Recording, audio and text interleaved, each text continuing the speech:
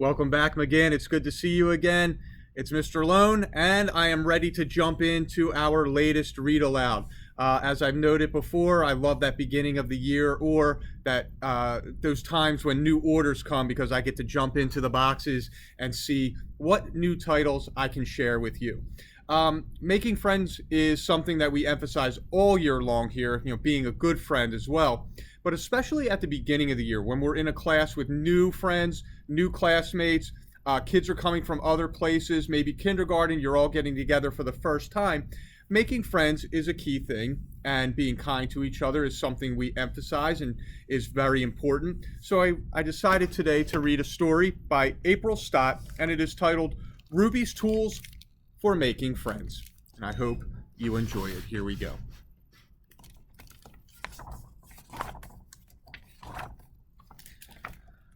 Today is the first day at my new school. What if no one talks to me? What if I can't make a friend?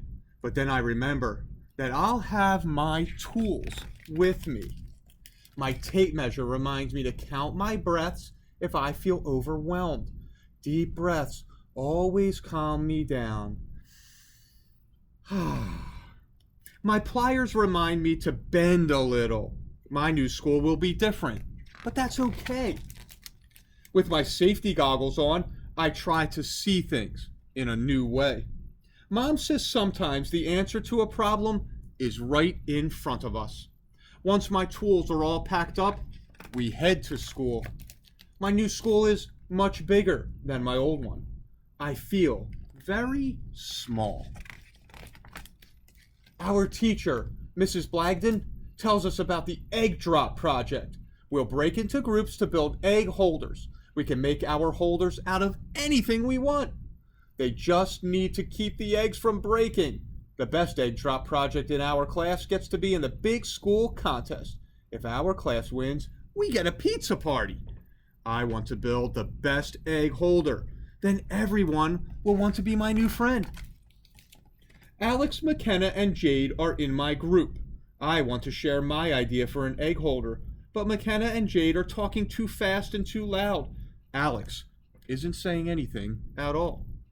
I want to yell at everyone to listen, but I don't.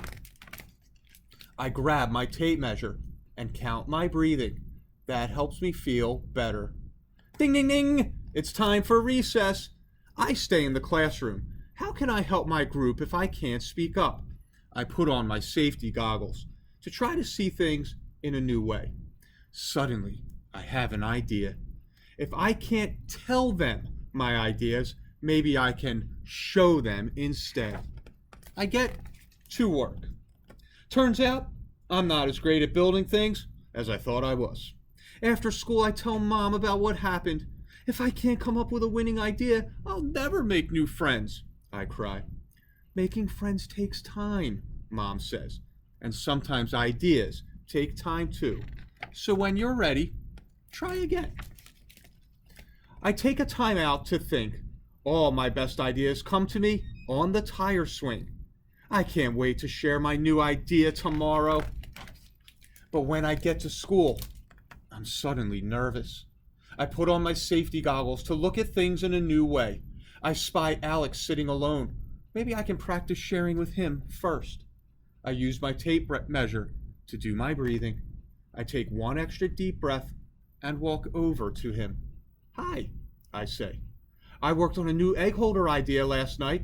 Can I show you? Sure, Alex says. He studies my drawing. I like this a lot. Thanks. I want to share it with our group, but it's hard when everyone talks at once. Maybe I can help get McKenna and Jade to listen, Alex says. That would be great. Hey, I like your fidget toy. Thanks, Alex says. It helps me feel calmer. So do my tools. I show them to him.